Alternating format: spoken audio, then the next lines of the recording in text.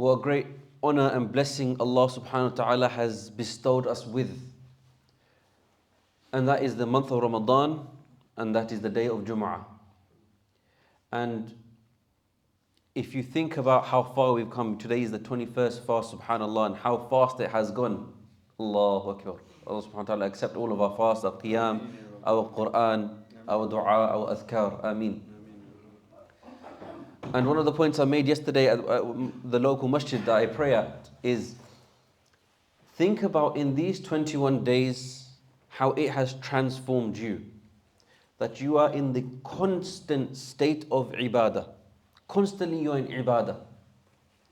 You are fasting throughout the day and you feel that.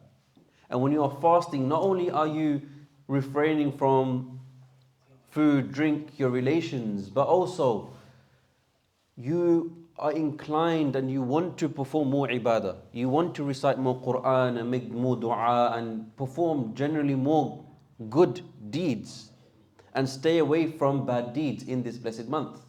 And 21 days we're in now, so 20 days have passed, we're now on the 21st day.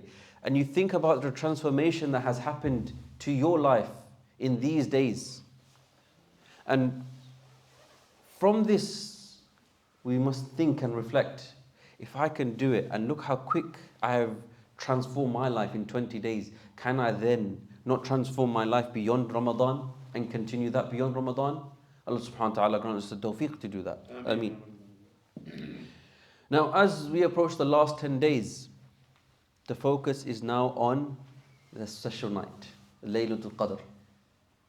A night in which Allah subhanahu wa ta'ala says, خَيْرٌ مِّنْ أَلْفِ شَهْرٍ. It's better than 1,000 months. How much better than 1,000 months? We don't know. One of the uncles at the masjid, he's actually 83, 84 years old, and another one's 86 years old. And I made this example, inshallah you can reflect on this, especially if you know anybody's in their 80s. Imagine from the age of 1 or age of 2 years old, every single night they performed qiyam, they recited Quran, they did adhkar, they did salawat, they did sadaqah. Every single night from the age of 2 until they hit the age of 83. Difficult, right? You know, how much can you expect a 2-year-old to do? How much can you expect a 1-year-old to do? But you do that every single night. Laylatul Qadr is like that, but more. And that's the opportunity that we have. And so, whilst we don't know for certain what day it is, the Prophet ﷺ has given us some indications to when it might be. Of course, we know firstly it's in Ramadan. Then the advice is seek it in the last 10 nights. Now, if you were to have a checklist of acts of ibadah you want to do. I mentioned a few before. We'll say it again, inshallah. So for example, Maghrib and Isha with Jama'ah and Fajr with Jama'ah. Your Quran, your Adhkar, your Dua, your Quran. I think I said Quran twice. All those ibadah that you could do, your Qiyam, all of those ibadah, your Sadaqah. You have a checklist, and every night you tick off everything from your checklist, and you do that every single night for the 10 nights. What is your success rate? What is your chances of success? 100%. So don't rely just purely on the 27th night, because we don't know for sure if it is the 27th night. In fact, just do things every single night, and that way it becomes more everlasting. You continue, inshallah, you continue that habit beyond Ramadan. You know, it could be it's a blessing that we don't know the exact same night, because then what we might do is we might perform qiyam only on that night. But by adding this kind of secrecy, it's as if to say, Allah is saying, who is going to seek my rahmah? Who is going to seek my forgiveness? Who wants to seek my reward?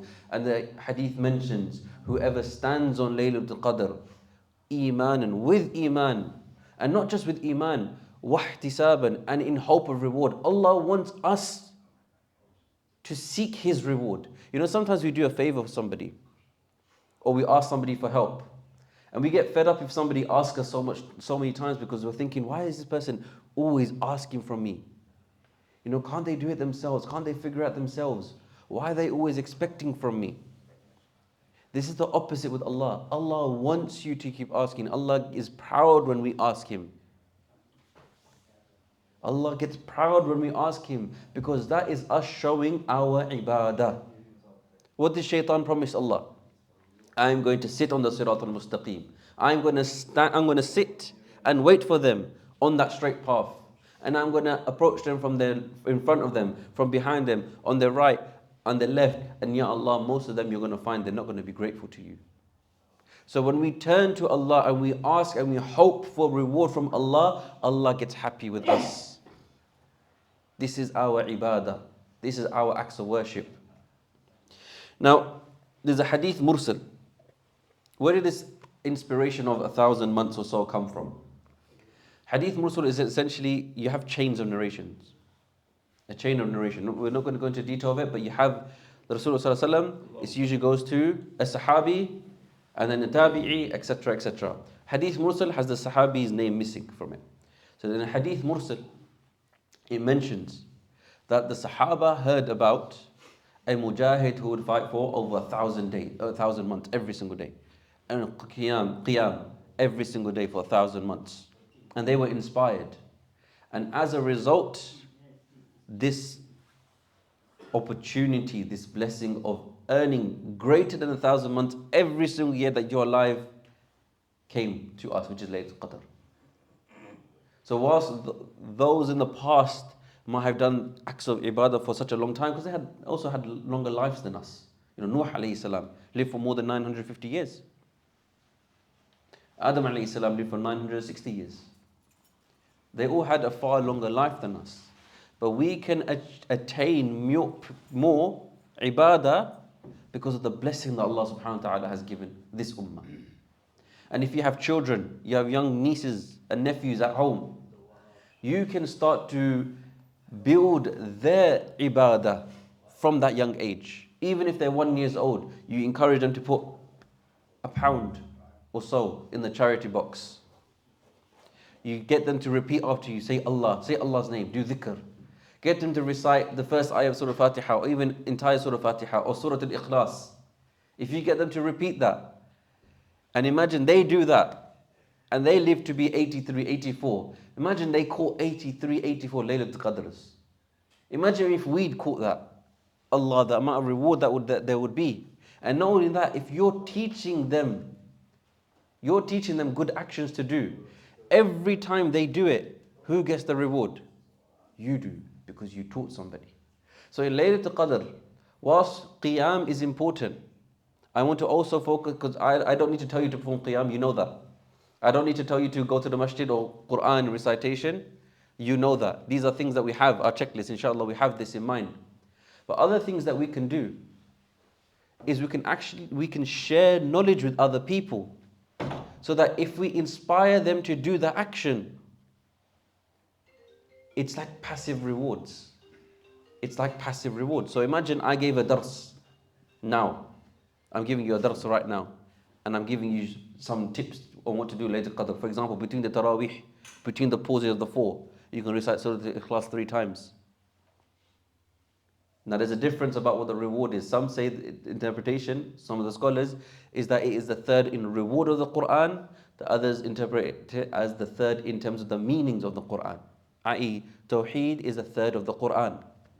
Regardless, inshallah, recite it 3 times between the 4 pauses. Recite it as much as you can.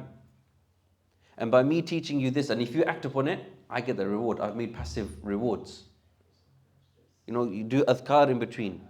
Avoid talking to other people whilst you're in tarawih. Focus on your adhkar, your salawat. Have in mind your charity, you know, support local masajid like Masjid Taha, for example, and other masajid. Diversify your sadaqah. You know, in investment, you usually talk to diversify your investments. Diversify your sadaqah as well. For masajid, for educational establishments, for our brothers and sisters in Gaza, in Sudan, and around the world that are suffering, diversify your sadaqah. Diversify your zakah as well. You might have a certain amount of zakah. It doesn't mean you have to give all of that into one place. You can put it into different locations. So usually zakah, let's lead to the next point. Zakah is usually distributed in Ramadan as well. Right? And it's not that it has to be. It's based on when your nisab is. But generally people distribute the zakah in Ramadan. And you can do that. If you want, you can even split your zakah over the 10 nights. So that way you've definitely distributed zakah on Laylatul Qadr, inshaAllah ta'ala. Main thing is be consistent. Don't focus on one day. Don't look for just 27th night because we don't know. Imagine it was yesterday. You might have seen the post going around that if an odd night coincides with a Jum'ah, it's a greater chance of it being Laylatul Qadr. Last night was the 21st night. Next Friday or next Thursday night will be the 29th night. So seek this. Seek Laylatul Qadr. Do something. What the Prophet ﷺ would do is he would tie a belt around his belly and he would also wake up his family to seek the reward. So do this with yourselves. The benefit or the benefit that we have with iftar being early is kids aren't usually sleeping at iftar time. So once Maghrib hits, their ibadah can start from then. They're not waiting until 9 p.m. if they're young kids when they've already gone to bed before Maghrib. They have time. But try to get them to do an action every single day, insha'Allah ta'ala. Now, in terms of dua, I had a question yesterday. A brother came up to me yesterday after Taraweeh and he asked me, what dua should we recite on Laylatul Qadr? Now we know the famous dua. Aisha radiallahu anha asked Rasulullah sallallahu alaihi wasallam that if I find Laylatul Qadr, what should I say in it? And Rasulullah sallallahu alaihi wasallam advised her to say, Allahumma innaka afu. Oh Allah, indeed you are al-afu, the one that pardons sin. Afu is a type of forgiveness that removes the sin as if it never happened. You got tawwab. Tawwab is when you do tawbah, you return back. You went off track, you come back. That's tawbah. You got ghafoor, which is a type of forgiveness. And you got afu, it's wiping the slate clean. And the way, inshallah, I want you to picture this is, imagine you've got a pencil and you write on a paper. When you rub it out, even though the pencil marks are gone, can you still see the traces of your engraving? That's like ghafoor. But imagine you had a brand new sheet of paper, you can't even trace anything. That's afu. So we're asking Allah to wipe our slate clean. You are al-afu. Not only are you al-afu, the pardoner, tuhibbul af. You love doing it. Sometimes you have a job, you have a profession, but you don't love doing it. Allah loves to pardon. Fa'fu anni. So therefore, because you are al-afu and you love to pardon the sins, Ya Allah, pardon all of my sins. So this is the dua we should say often, but don't limit yourself to just this dua. Don't limit yourself to just this dua. Allah subhanahu wa ta'ala is ever ready to listen to your du'as. Whatever haja, whatever need you have, whatever difficulty you are facing, whatever illness you are facing, financial constraints, you might be lost in life, you don't know what to do. Who do you turn to? Allah. Pour your heart open into Allah subhanahu wa ta'ala. And one of the prophets that I gain inspiration, besides Prophet ﷺ, of course, there's many masnoon and masnoon sunnah du'as that we can recite. And we can use them as templates. But I urge you all to read Surah An-Nuh. Surah An-Nuh, 29th juz. About 2 pages long. Just read it. Read it in English, read it in Arabic. Try to memorize it if you can. Nuh alayhi salam's dua template is my go-to.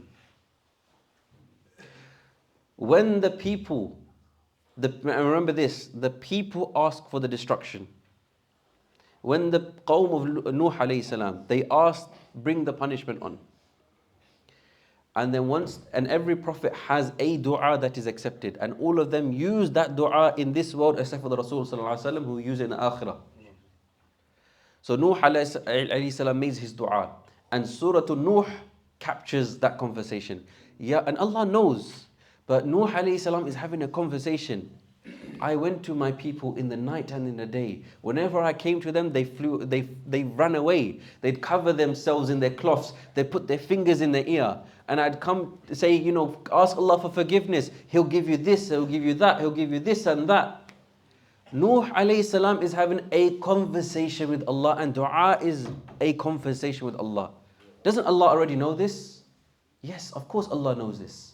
But when you love somebody so much, you want to tell them the details of everything, no matter if they know it or not. And the beautiful thing is, when you are in that conversation with Allah, when you are explaining everything, you haven't even started to ask what you need for yet. But whilst you are explaining everything to Allah, you are in a state of ibadah. Now, those seconds, those minutes you are spending in describing your situation, you are in a state of ibadah.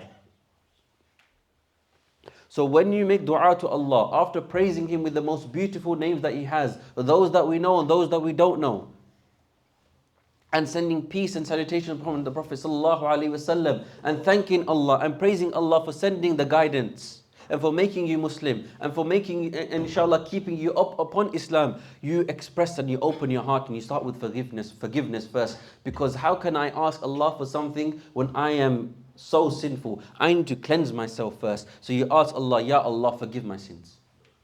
Ya Allah, I know I need to pray my salah. I know I can do better salah. I know I can do better in life. I know I shouldn't do this sin. But Ya Allah, I've acknowledged this.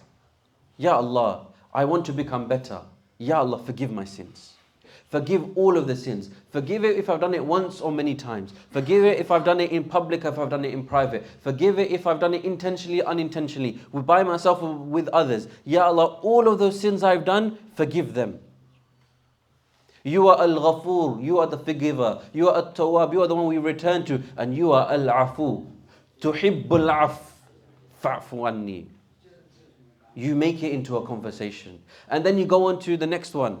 What do you need? Is it health? Is it rizq? And use the Asma'ul Husna. Use the beautiful names of Allah subhanahu wa ta'ala. Allah subhanahu wa ta'ala mentions in Surah Al-Anfal. فَدُعُوا بِهَا. Use the names. وَلَهُ الْأَسْمَاءُ الْحُسْنَى فَدُعُوا بِهَا. Call Him with it. So use it. So if you're in need of mercy, Ar-Rahman Ar-Rahim is there. If you're in need of rizq, of sustenance, Ar-Razzaq is there. Whatever you are in need of, Allah is there. And use as many as you can. And there is also Ismul A'zam, the greatest name. Now the scholars differ upon this. Some say it's Allah. Some say it's Rabb. Some say it's Hayyul Qayyum. Use as many as you can. And if you can't remember by heart, don't worry. Remembering by heart is not a condition for your dua to be accepted. Write it down. Pre-plan your du'as. Have a structure. Have, like, when you go for Umrah and Hajj, you have a dua list. Have a dua list for your Laylatul Qadr. When you remember something, just put a bullet point and just speak passionately about it. My advice is, usually when I prepare for talks, I don't write paragraphs. Because imagine I spoke like this, it would be very robotic conversation that I'm having. It's not effective. It's just bullet points, which just triggers a memory. That's all it is. Same with the du'as. Have bullet points. Du'a for family, friends. And then, do you need to name your mother, your father? You know their names, inshallah. Yeah, you know their names.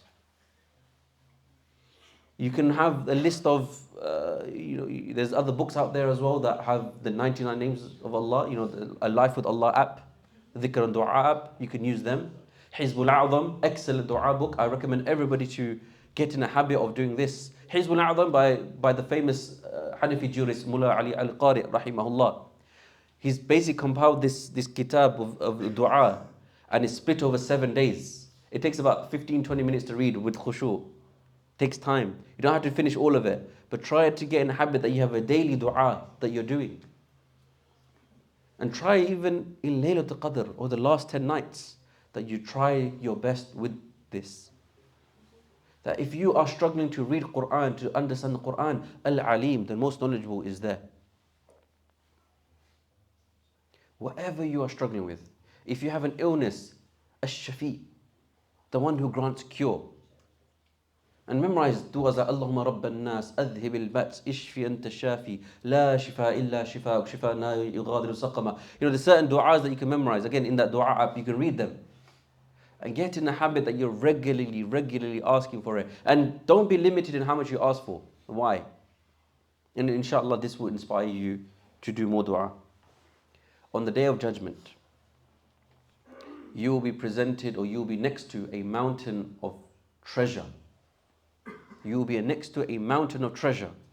And you will think this belongs to somebody else. You're not going to steal it. It's the akhirah now. It's the Day of Judgment. You're not stealing anything here. It's not dunya. Not that you should steal anyway. But there's a mountain of treasure here. You take one gold coin, no one's going to notice, right? No. A mountain of treasure. And they will be told, this is for you. Why is it for me? You know all those du'as that you asked for sincerely in the dunya that were not fulfilled in the dunya? Here it is. The hadith doesn't end there. Hadith continues. The person is so excited. Ya Allah, I wish you never answered any of my du'a in the dunya and you just gave it to me here. Don't be stingy with your du'as. Don't be stingy with your du'a. And don't be stingy with your time for Allah subhanahu wa ta'ala. Pour your heart out. And if you are struggling to even start the du'a, if you are struggling to start anything, my advice is this. Do 5 seconds. 5 seconds. Once you've reached 5 seconds, do 10 seconds. Because once you start rolling, you'll start rolling and those tears will come, inshallah. Our hearts will soften, inshallah. But aim for something small and you see the ball rolling. Just like when you go in first gear in a car. It starts off slow, but then the momentum picks up and it picks up. That's the way it works with ibadah. You're struggling with Quran, read one word. You're going to feel guilty. How can I just read one word of the Quran? Astaghfirullah. Let me read one ayah. Wow, that one ayah was too quick. It's thumma another. It's the shortest ayah in the Quran. No, let me read more. Let that guilt, you find your strength through your weaknesses. What's your weakness? And you find it to build your strength. So if you feel guilty after reading one ayah, that's your weakness, your guilt. So use that to read more and more and more, inshallah ta'ala. But also, ask for continuity after Ramadan. Inshallah, we'll end with this. Ask for continuity after Ramadan. It doesn't end on Eid. It doesn't end when the moon has been sighted somewhere in the world. It continues. So make dua and ask Allah. And make Allah your beloved. Make Allah your beloved. Inshallah ta'ala. May Allah subhanahu wa ta'ala be pleased with everything that we do. May Allah subhanahu wa ta'ala remove any actions or any illnesses in our heart that are not pleasing to Him. May Allah subhanahu wa ta'ala allow us to worship Him on Laylatul Qadr. May Allah subhanahu wa ta'ala accept all of our ibadah in this blessed month.